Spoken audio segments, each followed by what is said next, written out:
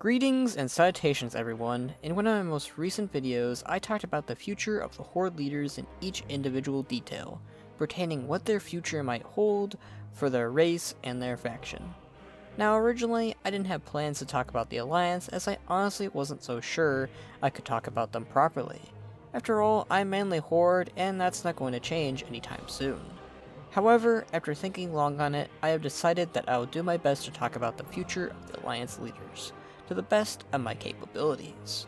Please note that there will be likely biased tones to what I want for specific characters.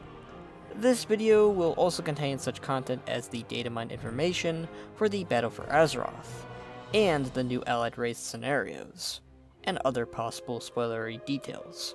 If you do not wish to be spoiled, I suggest you leave. Also, if you hadn't seen the future of the Horde leaders, I'd advise you check that out as well. But if you have, or if you don't care for spoilers, you may stick around! Pleasurable as always, Mr. Marugar. Bound by bone! Let's begin, shall we? So in similar fashion, we will be starting off with Asa Cloud Singer, who is the current leader of the Towashie Pandaren, or rather the Alliance Pandaren. Similar to G Firepaw, who, by the way, is her boyfriend that's kept from attending Horde meetings because the Pandaren race is meant to be forgotten. Apparently, unlike Warlords of Draenor, because Draenor works. Jena is free!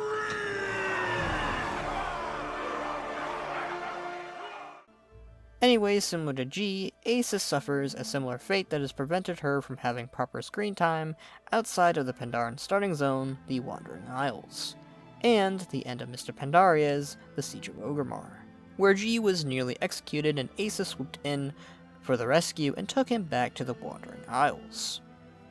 Since then, she's not really done much besides train some kids in the Monk Order Hole, but here she's in the Alliance Embassy and actually has something to say.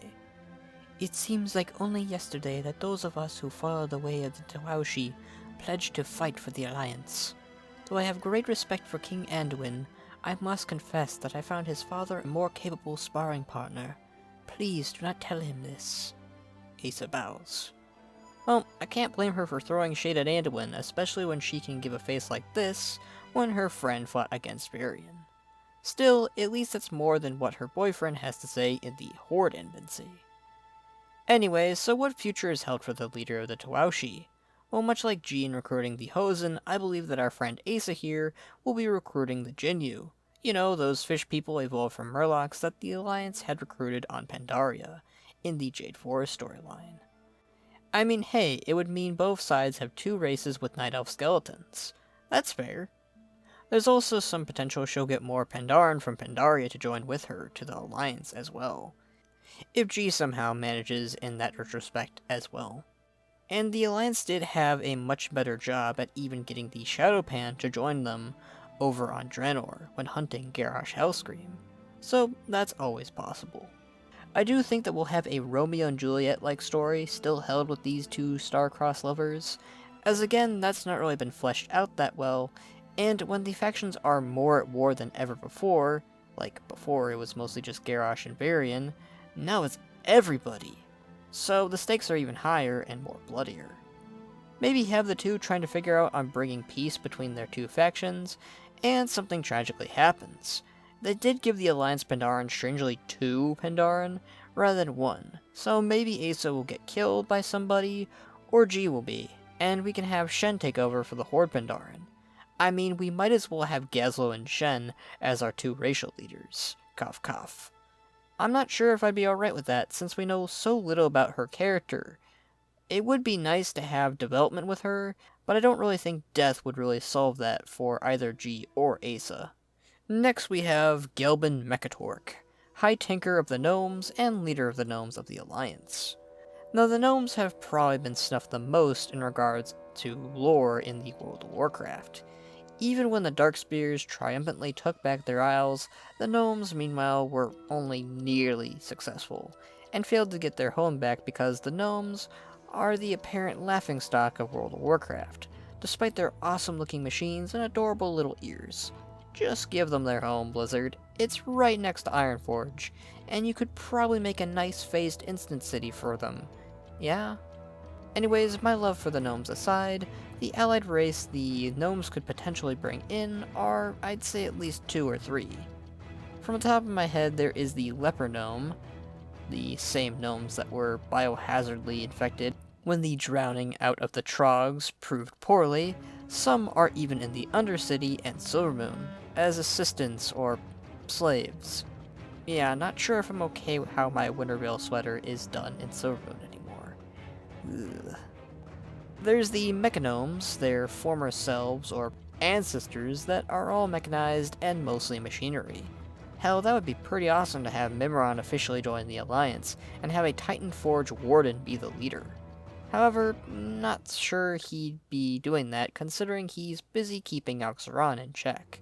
We don't need that guy escaping again during an expansion strictly about the war between the Alliance and Horde. No Void, no Old Gods, no nothing else to be seen here, no siree. This is highly supported by a place called Mechagnome Island. Interesting. And lastly, well, maybe, Junker Gnomes, based off a potential scenario found in the datamined information regarding these Junker Gnomes, which could be a hybrid of the 2 gnomes we said earlier, like a gnome, or a leper gnome, with mechanical limbs and stuff that are crazy enough to attach scraps to their bodies or something. I mean, that sounds incredibly awesome and neat, to have a gnome with a potential robot arm with guns and stuff sticking out. That'd be pretty cool. You could have Mechatork visit any of these gnomes, recruit them into the Alliance by helping them out, and bringing them back to the newly retaken Gnomeregan as a new home and city for them all to behold. I think that would be awesome to have. I mean, if Genn is getting Gilneas back, maybe, we'll get to that, then let's go ahead and add more lands lost to the Alliance and earned back on the Eastern Kingdoms. Just let the gnomes finally have their city back, Blizzard. It's been 13 years. Also, you could have Mechatork be sort of a rival for Galliwix and Kazan, and have the 2 fight over the potential Titan technology or Azerite there. I still want that mecha fight between these 2, Blizzard. Alright, next we have is Genn Greymane, current King of Gilneas and leader of the Alliance Worgen. Genn's been the main aggressor against the Horde as of late, besides maybe our favorite Night Elf Tyrande. But in comparison, Genn's been the flag carrier when it's come to the opposition between the Horde and the Alliance. I mean, we did take his land, his son, and, well, we didn't take Varian, but he and the Alliance will blame us for that regardless. So the hate boner for the Horde is strong with this one. And you know full well he's going to be rolling in that war between the Alliance and Horde, especially when he reaches Lordaeron and aims to retake it.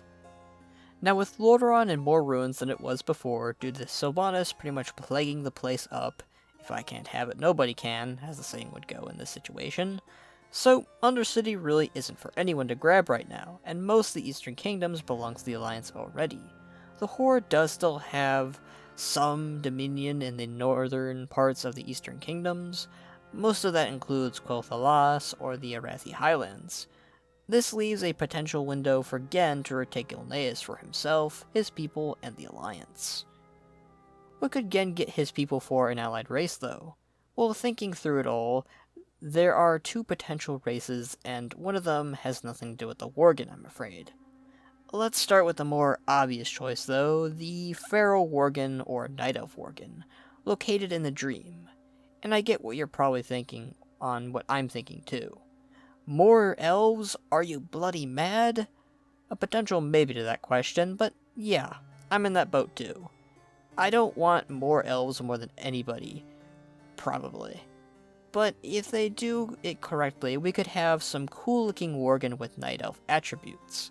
Basically, we could have Worgen who cannot change back into their Night Elf forms, due to how long they've been Worgen in the Dream. Now, that's not actually canon, but an estimated guess made by me. And you could bridge this with a storyline where you go into the Emerald Dream in Gilneas to find Goldrinn attempting to talk with the alpha of a feral pack of Worgen, trying to get them to help against another attempt at the Emerald Nightmare's resurface.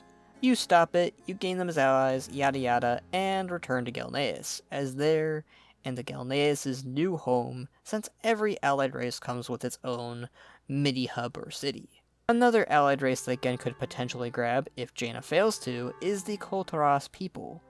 Already do these guys have the potential of being an allied race to their strange and weird body types, of being as muscular and almost as tall as a Rykul, to a skinny human that would make Withered Jim feel less lonely. Now why the Gilneans to grab the Koltaros people? If you didn't know, the Koltaros people actually originated from Gilneas at one point, and became their own port city, hence the very similar architecture and clothes.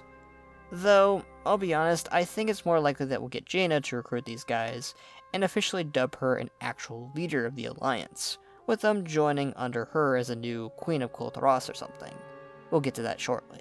Moving from the allied races though, Genn is also one of Anduin's main advisors, and that is evident enough in the new cinematics in both Legion and the Legion Epilogue. Which, since I played for it for the Gallywix, why not play it for you guys for Genn?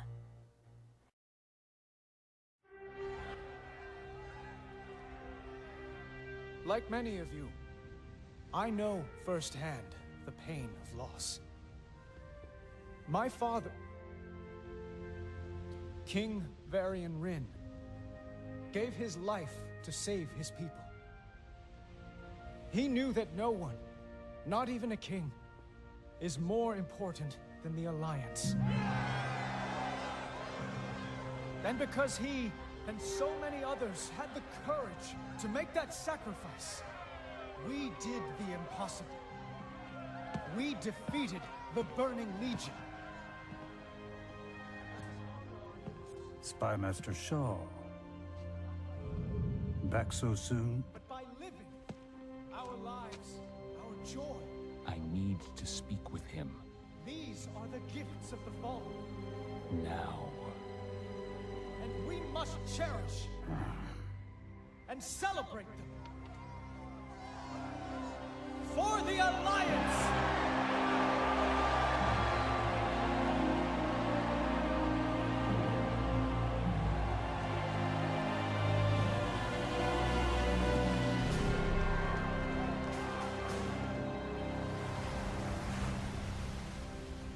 We've observed an unusually large cluster of goblins in Silithus, and the numbers are increasing. Goblins aren't the most charming people, but they do things for a reason. And those reasons usually involve money. So, the Horde has found something valuable then. They have indeed. This.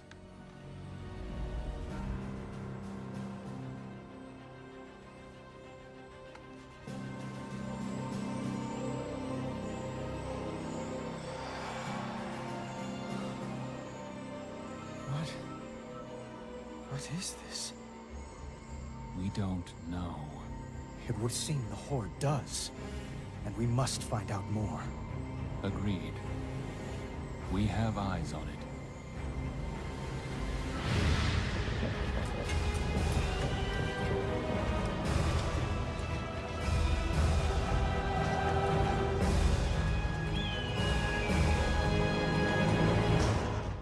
In the cinematic, it has Anduin boasting proudly of the Alliance's achievements to a large crowd. Despite the loss of his father, High King Wrynn, those losses didn't stop the Alliance. They proudly defeated the Burning Legion and returned home, victorious. Genn is watching proudly as Anduin gives a speech to the crowds, as any godfather might. I think he's Anduin's godfather, whether he has been asked to or not. But his proudful posture is broken when Matthias Shaw, leader of the SI7, steals in on him and demands to speak with Anduin regarding the Azerite. Now, I'll point out that in the part where Matthias is going to show the Azerite to Anduin, Anduin looks unsuringly to Genn, showing us he is very reliant on Genn and his opinion on the matter. And immediately when Genn's bare hand touches the Azerite, it almost cries out to him, at least to my ears, and shock is shown on his face. Now, all speculations on Azerite aside, Anduin is invested in this Azerite, and is now very concerned as to why the Horde was mining it or collecting it. It's still important to know that we don't know the reason why the war happens, but Azerite, Teldrassil's burning, and Lordaeron's loss are the three main pillars to how this war likely starts. I think that Genn is the biggest push to the war for the Alliance and the Horde. That's just how it's represented in my eyes. I think it'll show just how bloodthirsty a war can get when it's told it's allowed to hunt. Who's to say Genn will stop at Gilneas? I see so much potential of him being a secondary Garrosh, maybe not for the Alliance, but possibly to the Horde. Now, my dislike for Genn is not unknown, and I've cemented it before. Not with the Pandaren leaders, but with most of the leaders of the Alliance. They need to lose more of their leaders, and Genn is one who I think should be the one to croak in Battle for Azeroth. It would push Tess and Crowley right into the spotlight, and that's something I'd be cheering for. Honestly, meanwhile, the Alliance can take the head of Gallywix, who is also the Worgen and Genn's technical opposite, faction-wise. But speaking of Koltaros, by the way, next we have is Jena Proudmoore. I mean, what? Jena? Isn't she an overused meme? Well, this is speculation for a reason, as I believe that dear old Auntie Jena will be the leader of the Koltaros humans. After the story has unfolded, she'd realistically be the perfect person to bring them into the Alliance as well. Now, in the previous video, I spoke about how Jena is one of the 3 most tragic characters in World of Warcraft in my opinion. She started off as an optimistic young princess mage, head over heels for the Crown Prince of Lordaeron, Arthas Menethil, and then promptly losing Lordaeron to the Scourge as her beloved had become a tool for the Legion. Her mentor was later also killed by her crush, and then found peace with finally allying with Thrall's Orcish Horde against such threats that took so much from her on Kalimdor. Then much later, Thrall's successor bombs her homeland on Kalimdor, and taking away yet another thing from her, driving her from her peaceful demeanor and focusing on the same hatred that her father had carried. Jena is no longer that optimistic young sorceress. She's now bent on war with the Horde and not looking to forgiving them for what they've done or what they're doing now. In the Fall of the Undercity scenario, Jena is actually right on the battle alongside Anduin Wrynn, Genn Greymane, and Illyria Windrunner. As to where she was in Legion, that's yet to be explained. I'm going to assume it's going to be glossed over, or maybe revealed in a prequest to the scenario. I'd assume she's either been trying to contact Koltaros, or has been attending there, or she's been restoring the first human kingdom of Stromgarde to its former glory. Anyways, after the battle for Undercity, the very ruins around the city are drenched in the Forsaken's plague. It's both a victory and a loss for the Alliance. Afterwards, I assume when the Horde has retreated, they take their prisoners and set off to recruit more to their cause. While the Horde seeks the Zandalari, the Alliance will seek aid from the same people Jena hails from, Koltaros. I would imagine that Jena, being the daughter of Daelin Proudmoore, would make her the perfect ambassador for the Alliance. But honestly, I don't know if Jena is up to snuff with revisiting her homeland, after pretty much allowing her own father and their leader to die at the hands of Rexxar and the rest of the Horde. She might be viewed with distaste, and I'll bet she'll have to win them back over with both action and voice. And she'll probably also have to rekindle her relationship with her mother and possible brother. And while it doesn't look like they run a monarchy sort of kingdom, but perhaps Jena can earn that crown if she wants it. I'd personally think that she'd make a great queen, especially with her already dungeon escapades. So dear old Jena will do what she can to gain their favor and eventually win them over to officially join the Alliance, and then later they join as an allied race, maybe. But the allied races isn't where Jena stops either. After all, she's one of the main heroes for the Battle for Azeroth, and time again she has been a foil or equal for Thrall. While it may appear that all the peace within Jena has completely died, I personally believe a lot of the salvation and future of the Alliance and the Horde lies between her and Thrall, who really need to rekindle their friendship and help make amends between their sides to face the dark evil that is spinning the wheels of fate and war right under their noses. Now, I don't think that Jena will immediately be for this, as she's changed a lot and isn't that naive young girl that she once was. It's going to take a lot for her to even partially revert back to the way she once was, and I'll even bet that Thrall will have trouble doing that alone. Perhaps the Spirit of Vol'jin will be able to push her, honestly. It's probably going to be yet another threat that presents itself before us, like the old gods and such, and that gets Jena and Thrall to call off this fighting and focus on the real threat, and hopefully that'll get us to stop our bickering and work together again. That's at least what I think will happen with Jena in the Battle for Azeroth. I don't think she's going to go all evil and do nasty things, at least not the level of what some people might think she do. I do think, however, she'll be super aggressive and violent to the Horde at first, of course. Moving on to our next leader of the Alliance, that would be Tyrande Whisperwind and Malfurion Stormrage, the current leaders of the Kaldrai people, or Night Elves, since the end of the War of the Ancients.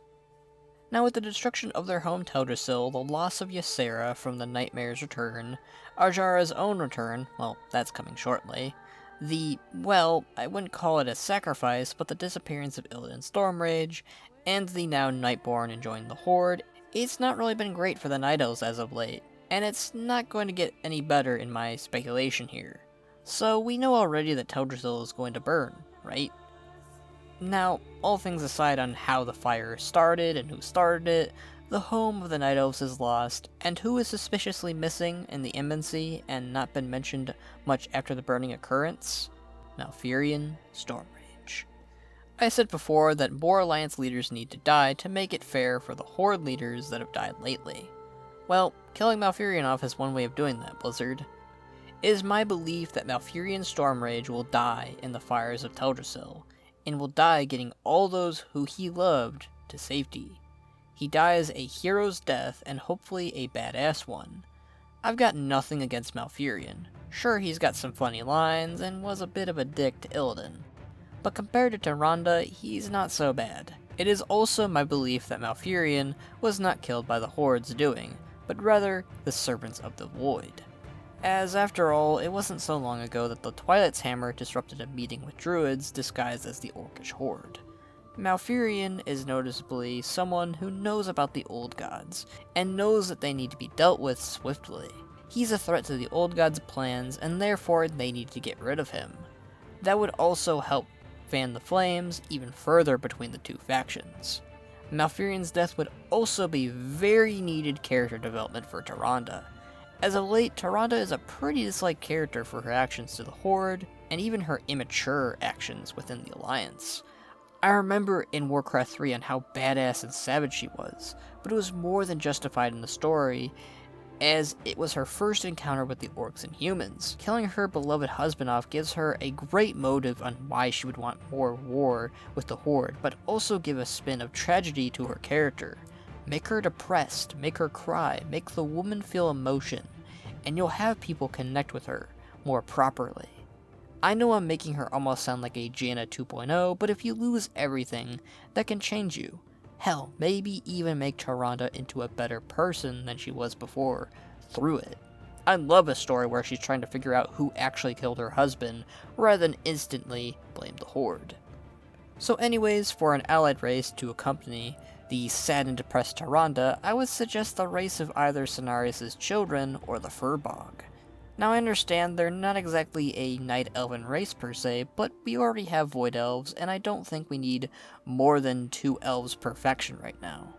With Malfurion's death, I could see Cenarius himself be pissed off at the Horde's aggression, and breaking the ties of neutrality with them, just like when he had been first met with Grommash Hellscream. He'd either call on the aid of his children or the local Furbogs and ask them to avenge the loss of Malfurion and Teldrassil by joining the Alliance's fight against the Horde. I don't know. That's just a guess. This is the hardest one I had to do for an allied race, I'm being honest here. Granted, I don't know how armor would work on either of them, but hey, it's an idea. Maybe give them a new kind of a look with 2 deer feet, kind of like the Satyrs or even the Draenei, but have antlers and a similar form of a Night Elf. Kind of look like Malfurion, honestly. I know I said we didn't need more elves, but these guys are at least different, okay? Look, it's not easy to come up with an allied race for every leader to bring, alright? As for the Furbogs, I understand that's another bear race, but come on. Furbogs are savage and beefy looking. I would love to have these guys as a playable race, personally. Alright, the next leader of the Alliance that we have is the Prophet Villian, the current leader of the Draenei people. So, recently, the Prophet Villian has gone through a large character arc in Legion and in Arcus, with taking on his not-actual brother, Kil'jaeden, and then subsequently forgiving him after everything he did to his family, planet, and race, to personally confronting the very man who brought him and his people so much harm and ending him for good. Villian was done running from his problems and now can face them directly. And then lastly, seeing the end of the crusade that has tormented the universe for thousands of years, with the defeat of Sargeras at the technical hands of mortals and titans alike. In all honesty, the guy deserves a break after it all, and heck, he's even sitting all chill-like in the Alliance embassy. But he's planning to help support Anduin beyond his visions, and be the mentor he needs in these rough times. So, what is the future for our dear old Prophet Villian here? Well, he doesn't have much involvement in the recruitment of the Lightforged Genii, who are more so under Faria and Tyrande than anything, and they basically stole his Vindicaar to repurpose it into their own hub in space, and hopefully won't unleash its power weapons down on us Horde. That's just not fair if they do that, and I don't think Tarpartos would approve of that. In all seriousness, I know that Villian probably gifted it to the Army of the Light or the Lightforged Genii, and is probably busied with repairing his own ship to worry about such a smaller vessel. That's right, I believe the Exodar's repairment is obviously still in progress, and it is going to be fixed in the Battle for Azeroth. Now, why do I think that the Exodar is going to be fully operational? Well, with the Battle for Azeroth going on, it is my belief that the Eastern Kingdoms and Kalimdor will be heavily important to the narrative. This includes the Exodar in Kalimdor, which the Horde mostly owns now, and the Eastern Kingdoms, which the Alliance mostly owns now. The Horde will, well, I assume, attack at the Exodar's location on Azermist Isle, and Villian will have some, if not all, of the Draenei escape from Kalimdor and fly to the Eastern Kingdoms aboard the Exodar. Not without probably taking out a lot of the Horde forces while they retreat. Again, this is my assumption on what might happen. Hell, they might even repair it and set its weapons out on the Horde and have no reason to retreat. Either way, I think that the Exodar will be repaired somewhat for their fight against the Horde when they come knocking on their door, giving a reason to Blizzard finally update Azermist Isle and the Exodar as a whole. Meanwhile, the Alliance will attack at Quel'Thalas to either destroy or take Sunwell for themselves. Similarly, I think that many of the things once destroyed by the Scourge have been repaired kind of how the Exodar has been repaired. This would give Blizzard a reason to update Silvermoon and Quel'Thalas. Heck, I might visit it more if they do that. As for Villian himself, I think this will be us seeing his neutral side be broken by this war. We saw in Argus on how Villian can let go of his pacifist ways.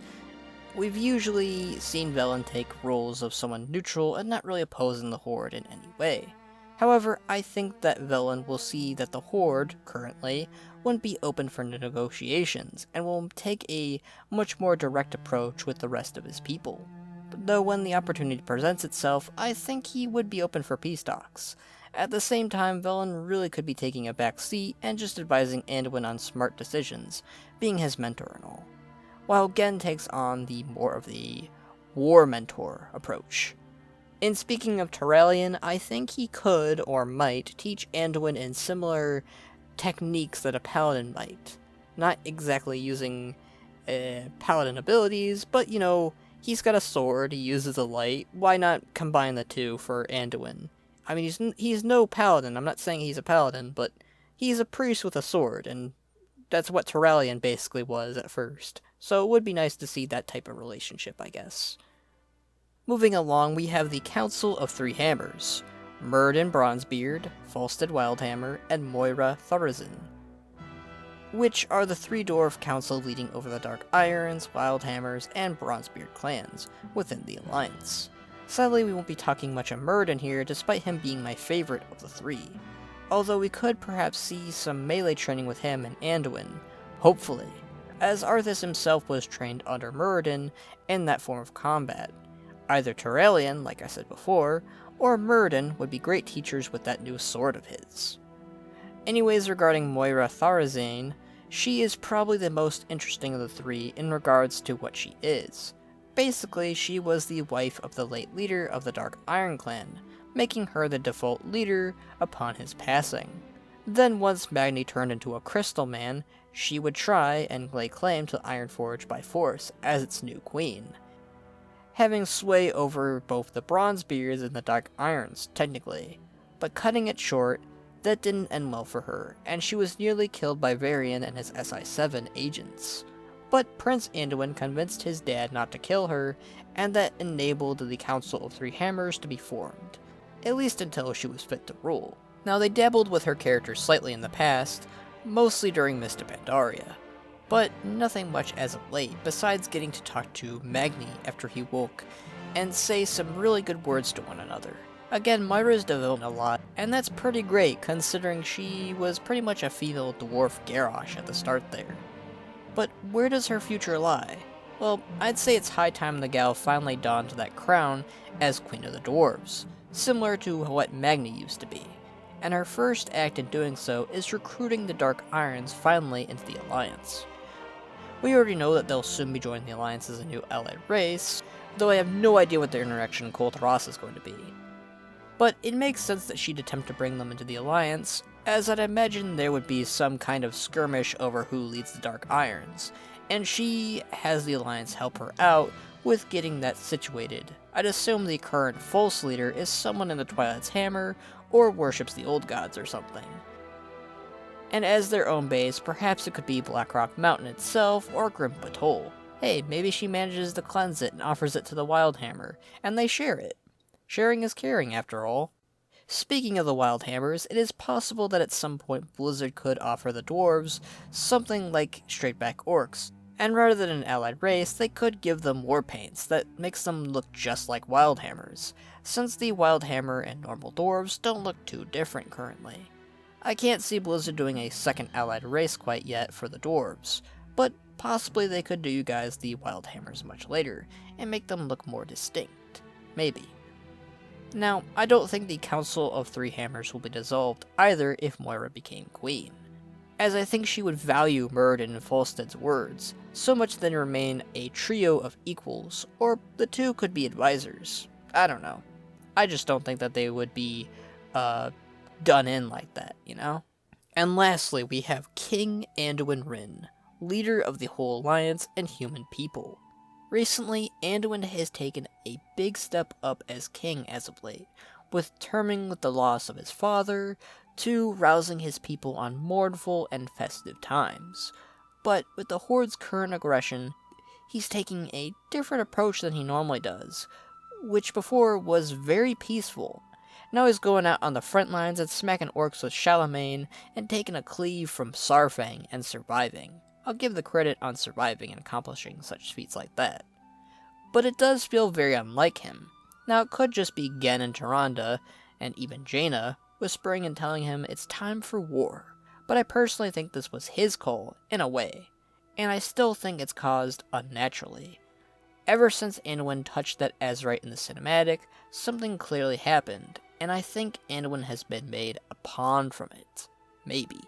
We've already been swarmed with YouTube videos talking about the Boy King and how he sits at the Master's table, and that he'll offer 3 lies. Do I think Anduin knows he's a pawn? No. Do I think he and possibly even Sylvanas have been made pawns by the old gods to start this war? Quite possibly. Half-truths and all that. I'd personally find it more interesting if one of the faction sides was being puppeteered rather than both.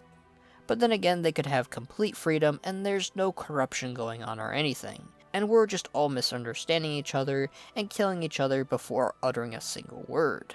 But again, that seems very unlike him. I would also like to point out that he is way too reliant on Genn for almost everything, and that one of those things he needs to do is find his own voice for certain occasions. Now what lies ahead for Anduin? Besides those 3 lies from earlier, ha ha ha. Well, similar to Sylvanas, I don't think he personally is going to recruit an allied race, but rather leave that to the other leaders, while he's busy leading the Alliance as a whole. Now, I do think Anduin is still adjusting to his leadership, and he's going to hide his true feelings towards this war. I really don't think he's happy or enlightened, about killing Horde and letting his people die for this war. We see already that Anduin spares Saurfang rather than killing him, as he sees how honorable the orc is and that killing him will only cause more hatred and more violence, which is both smart and well done since the Horde will, of course, bust him out of there. Side note, by the way, it took the whole Alliance to take down Saurfang, and he didn't even get knocked out. Just wanted to point that out on how badass the guy is. Sorry, this is a Alliance video, but, you know, I'm Horde till I die. But yeah, already Anduin's taking gentle steps in this war, which I think is a good way of showing his character, really. Now, there's a lot of things that will show its face in this expansion. Ajara, a possible but likely facading 5th Old God, Prophet Zul, several Loa, cultists, and Old Gods, and the like. But one thing that may or may not show up that will test Anduin's resolve is Bolvar Fordragon, the current Lich King. And possibly even his own mother, whose gravestone was conveniently removed recently out of nowhere. I see what you're doing, Blizzard. I wear the tinfoil hat too. The Lich King's return has been hinted at for a while now, and Anduin has no idea that there's still a Lich King or that Bolvar is the Lich King. He was told that Bolvar was dead. Meanwhile, Sylvanas knows, and we could see a lot of an Alliance and Horde versus the Scourge story as a patch, as I don't think they're going to do another Lich King expansion, as much as I might want one. Just the devastation on Anduin's face and mind on being both lied to and realizing that his pretty much stepfather, or godfather, is the Lich King. And that's going to make him anxious as all heck, if or when that happens. He's going to feel so betrayed and lost when that happens, and I can't wait to see it. Not that I have anything against Anduin, by the way. I do think by the end of Battle for Azeroth, Bane will become War Chief, either after Sylvanas dies or steps down. Hopefully the latter. And Anduin and him will figure things out for their factions. Or, and this is very unlikely a result, but the Alliance loses the Battle for Azeroth and is forced to retreat from the planet on the Exodar. That's why he's an old gruff man in space with Villian in the future. But that's probably jumping the gun, and it's more likely the peaceful ending. After so much devastation and destruction, the two sides finally make peace with one another and look up to the horizon to face the Void and maybe even the Light Lords. Also, with every allied race I have listed, there's a major chance it won't happen. Blizzard's gotten really good with making new races and rigging the animations, but for races like the Hosen, that might prove an issue in comparison to a Jinyu. I do hope that Blizzard will manage to make some of these races available for us, but it's hard to really say right now. And if some of these sounded half-assed, I apologize, as it was not easy to come up with a race for every leader to bring in, especially the Worgen and Night Elves. But anyways guys, that's about it for this video. I'm sorry if it's shorter or not as detailed as the Horde one. This is really out of my element, and I did the best to guess what these guys could do in the future. And for the Battle for Azeroth. For the Alliance. For the Alliance! For the Horde. For the Horde! And for Azeroth, my friends. For Azeroth! I'm Skull Shorties, and I hope to see you all again soon. Go ahead and check me out on Twitter and Facebook and all that jazz. And I'll see you all later, taters. See ya.